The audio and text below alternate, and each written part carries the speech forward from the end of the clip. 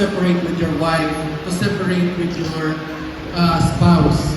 But instead, it is an opportunity for you to grow and for you to build your family na kasama ang Panginoon. Amen. And as a sort of encouragement for everyone, let me use the word na narinig ko kanina kay Ante about retirement. As a Christian, there's no such thing as retirement. Amen? As a pastor, there's no such thing as a retirement. When we receive Jesus Christ as our Lord and Savior, that's the beginning of our journey, spiritual journey. And it will end our spiritual journey only when the Lord take our lives. Amen? So in the middle, in the process, there's no such thing as retirement. Amen? So as a Christian, as we receive Jesus Christ as our Lord and Savior, hindi lamang po yan na nag-uumpisa doon sa pag-receive ng salita ng Panginoon at pag-receive kay Jesus Christ. But it's a long process. And in the long process, hindi po pwedeng magsabi tayo, pagod na tayo. Tama na muna. Hindi muna ako mag-attend ng 1 year or let's say 1 Sunday, another week, hindi naman na-attend, another month, hindi attend, another 3 months, hindi na-attend, another half year, hindi attend, another year, hanggang sa mawala na ang Holy Spirit sa iyo. Hanggang sa mawala na yung passion mo sa pakikinig ng salita ng Panginoon at sa pag-attend. So as a Christian, there's no such thing as retirement. Ang ating pong paglago should be continuous sa Panginoon.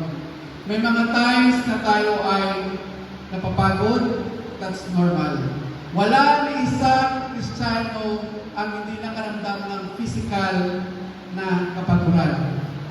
But praise the Lord, kung tayo po ay nasa Panginoon, yung pagod po natin is just a matter of a day. Another day po, joy na po, joy ang pagsaserve sa Panginoon. Lagi natin sa puso na it's always a joy to serve the Lord. It's not a burden. Amen? So sa lahat ng mga kapatid na nandito, magpalago po tayo, magsikap po tayo na matuto na matutunan ang salita ng Panginoon at i-apply po natin. And one thing for sure, mga kapatid, hindi po tayo dapat idol Christian, na tayo lang isave na natin yung sarili natin. Kailangan isave natin ang sangkatauhan.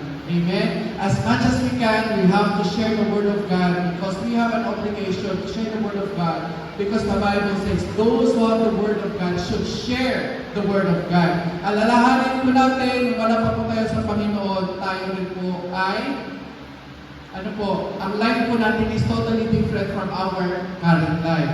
Kung dati po, our lives are full of misery, full of burden, full of hatred, full of discouragement, full of all negative things. Nung nakilala po natin ang Panginoon, tayo po ay nag-reverse ang ating buhay. Nung wala po tayo sa Panginoon, tayo po ay magaliti. Pero nung tayo po ay nasa Panginoon na, tayo po ay maunawain na. Amen. So, meron po tayong nararamdaman ng mga hatred or mga anger sa ating mga kapatid, tanggalin po natin yan. Kasi mahirap po lumapit sa Panginoon kung meron po tayong dala-dala, hatred and anger. Lahat po ng negative na hindi galing sa Panginoon, makakasagabal po yan sa ating paglakad bilang Kristiyano. Amen? And lastly, I want to encourage everyone to support our pastor. Hindi po kakayanin ng pastor na siya lang ang gagalaw. Kailangan po lahat po tayo gagalaw, lahat po tayo ay lalabas, makikilahok sa gawain ng Panginoon at mag-share ng Word of God. And for you to share the Word of God, kailangan mo mag-aral. Mag-aral ka ng salita ng Panginoon, memorize the Word of God. It's very important so that when we are sharing gospel, when we are having an evangelism outside, meron po tayong bitbit na salita ng Panginoon. We cannot go outside without the Word of God. Amen? Kaya kailangan po mag-memorize tayo ng salita ng Panginoon at let's have this compassion, the spirit of compassion in us to bring people to Christ. Amen? Because this is our main obligation as our great commission as a Christian. To share the gospel, to preach, to bring people back to God. Especially those people who are outcast in the society. Those who think themselves that they have no hope. Amen? So tayo po ang magbibigay ng hope sa pamagitan ng salita ng Panginoon. Glory to God. Thank you so much po for welcoming us. Glory to God.